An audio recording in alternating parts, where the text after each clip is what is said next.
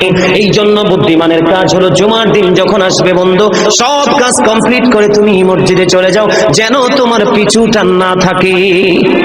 বলে কেন? আমাদের দোষের কিন্তু বন্ধু শেষ নাই। জুমার দিনে মুসল্লিরা যায় সবার পরে এবং বের হয়, ইমাম সাহেব যখন ডানে বামে সালাম ফেরায়, মনে হয় যেন বন্ধু বিশ্বযুদ্ধ শুরু হয়ে গেছে, কার আগে কে রে বার হয়ে যাবে। অথচ আমার নবীর আদর্শ নিয়ে আমি আজকে ওয়াজ করছি বন্ধু। Disturb, don't disturb me. তোমরা আমি বললে আওয়াজ দিবে, নয়তো চুপ করে আলোচনা শুনবে, কারণ আজকের সময় অত্যন্ত গুরুত্বপূর্ণ।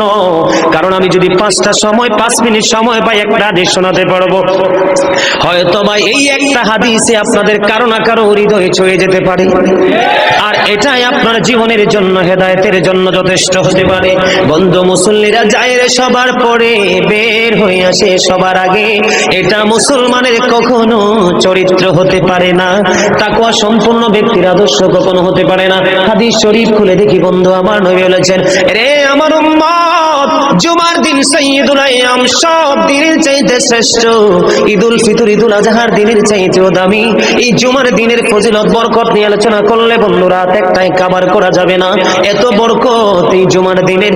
আমার নবী বলেছে, উম্মতের দল, জুমার দিনে কেউ যদি সবার আগে মসজিদে যায় আর সবার পরে যদি কেউ মসজিদ থেকে বের হয়, আপনি যাবেন, সবার আগে যাওয়ার আগে সুন্দর করে গোসল করবেন, উত্তম জামা, নতুন জামা পরবেন, আতর গোলাপ লাগাবেন।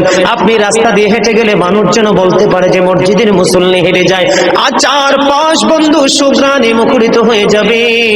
এমন ভাবে সবার আগে বন্ধু মসজিদে যাবেন, যাইয়া মসজিদে ঢোকার সময় ডান পাওটা দিয়ে মসজিদে ঢুকবেন, ঢুকে গিয়ে নামাজের শুরুতে বসে যাবেন।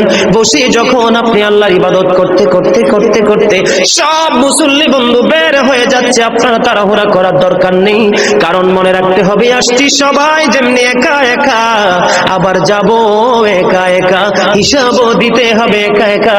পৃথিবীর সব মানুষ পর হয়ে গেল আমার কোনো সমস্যা নেই, আমার আল্লাহ এবং নবী আমার আপন হলে আই এম ভেরি সাকসেস।